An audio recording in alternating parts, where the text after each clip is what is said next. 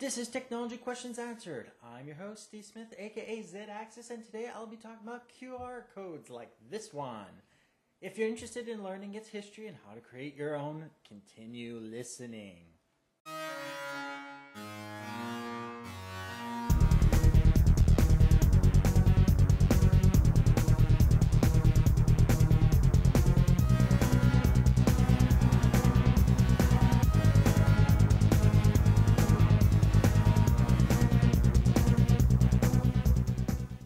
The QR code is short for Quick Response Code, which was created in 1994 by DENSO WAVE, subsidiary of Toyota. It was primarily created for the automotive industry to keep track of vehicles during their constructive phases. This type of technology is usually created to ensure quality control and allow for easier tracking of all its vehicles. Now, despite owning the rights to the QR codes, DENSO WAVE has to this day chosen to allow everyone to use their technology, which is really awesome because it can contain up to 30% in error in its data depending on the type, and the error correction feature within compensates with this without any loss of data within. This means you can modify it to include logos, words, even multiple colors. And if you want to see an example of this, go to Wikipedia and look up QR code as I did to see such an example. Now, how does the QR code work? It allows for the information to be stored vertically and horizontally. Normally, barcodes are just horizontally, allowing for several hundred times more information storage than your typical barcode. You can also acquire anywhere from 7 to 30% error correction handling depending on the type of QR code. All the notes for that are already in Wikipedia. This makes the technology perfectly suited for what came next.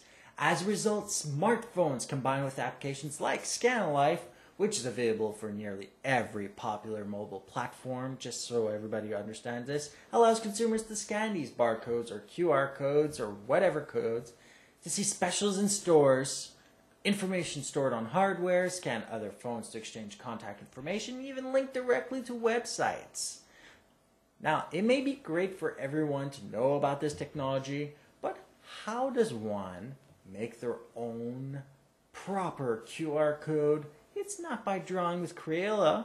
I use, like many other people and businesses, a website called ScanLife. Their website is at www.scanlife.com.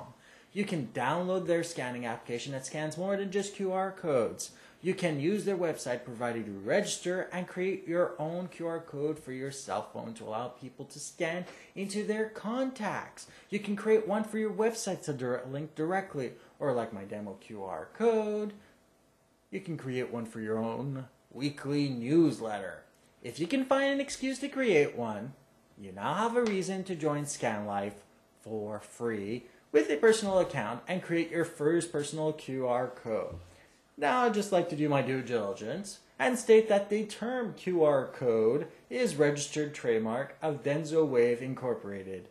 I know they will be happy that I included that. You may find all my sources, including their website on this matter, in my show notes. Links to downloads, websites, weekly newsletters, mobile applications, show notes can all be found at www.zedAxis.net. Now, before I finish this episode off, I have two announcements to make.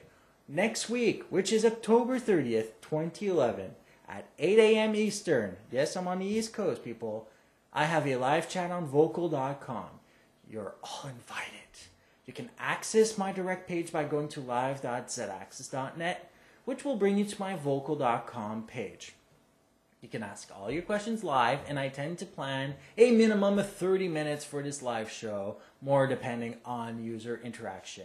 You can also ask me the questions before by going to ask.zaxis.net, that thing I allow people to ask questions with for my podcasts. You can also ask your live questions in there now. I'll take the best questions plus a few more topics and start with those and handle the live questions at the same time.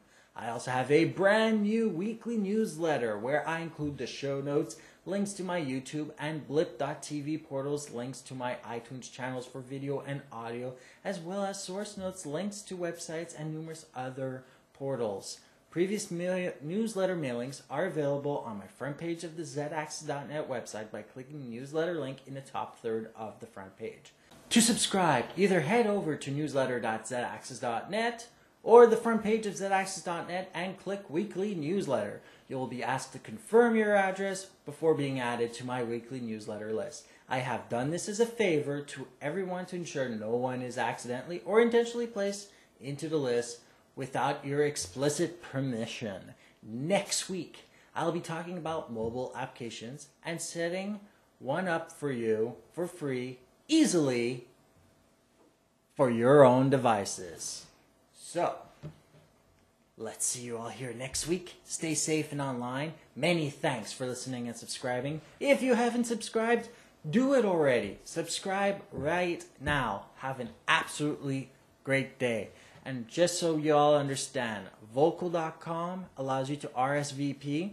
So if you want to tell me you're coming, go over to live.zaxis.net, RSVP. That way I know you're coming. Have a